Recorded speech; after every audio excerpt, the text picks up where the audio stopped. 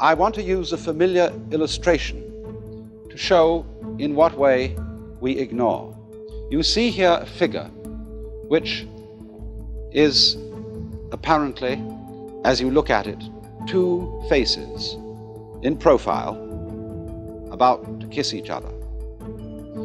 Now, if we draw back a little from those two faces, we can see on the white area in between them the form of a cup.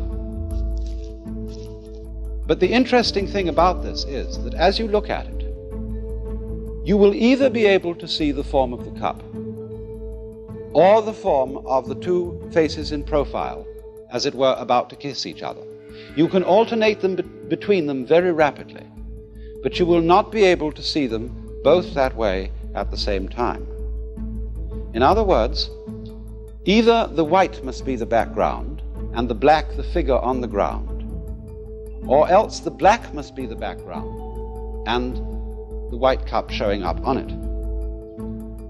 And so in this way, we are unable to see really. We can think it. After a while we can get accustomed to the idea that the figure and the ground, the black and the white, are mutually necessary to each other. In that figure that I showed you, you could say both the cup with the stem and the two faces are there.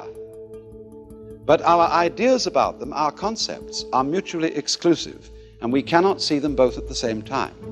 And in the same way, in this figure that I drew, we either see the sawn-off stumps or the bear claws. It's difficult to see this figure both ways at the same time. Also, just as we see one and not the other, when you're looking at the white figure in that illustration, which is the cup, you, as it were, identify with the cup. When you look at the two faces, you identify with the profile. So in the same way, when we experience the world around us, we identify with the subject, the knower. We don't identify with what we see. But as a matter of fact, if there is nothing seen, there is no experience of a seer. If there is no seer, there is no experience of anything seen. They both go together in the same way as the black and the white. And this idea that the yes and the no, the black and the white, say we draw a square as representing fundamentally the idea of class. I can't have a square which doesn't have both inside and outside. They go together. And in Buddhism, this going together is called shunya. Although this is often translated void, it means that the inside of the square cannot exist, is void without the outside, the subject without the object, the black without the white.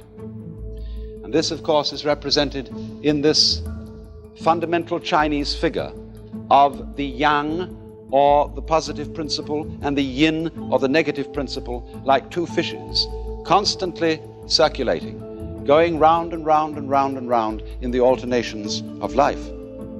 Now, the question is, are these two fishes involved in a fight?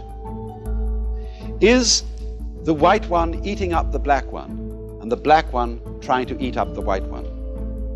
If that is the situation, then of course, life is fundamentally nothing but a grim contest. If this one up here is the good fellow, and this one is the bad fellow, if this is order and this is chaos, then a fight goes on between them. And that's largely the way in which our technology has interpreted man's situation as against nature. This is man, the white, the good fellow. This is nature, the dark, the bad fellow. And the white one has got to eat him up. But what happens if the white fish succeeds in eating up the dark fish? The white fish disappears as well as the dark one, because the white one is only there in relation to the dark. So then, if these two fishes, as it were, wake up, if this one wakes up and this one wakes up, which is called awakening in Buddhism, they realize they're one. In other words, they go together. They're inseparable from each other. And this realization is that experience, which is called in Zen Satori, or in Buddhism, Bodhi, awakening.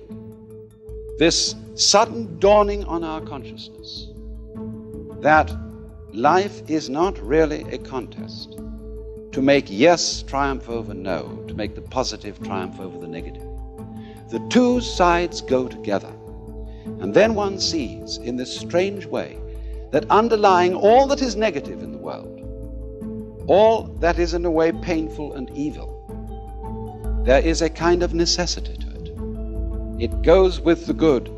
It is necessary for the good. Disorder is necessary for the manifestation of order, just as you must have, say, a black background to show up a light figure.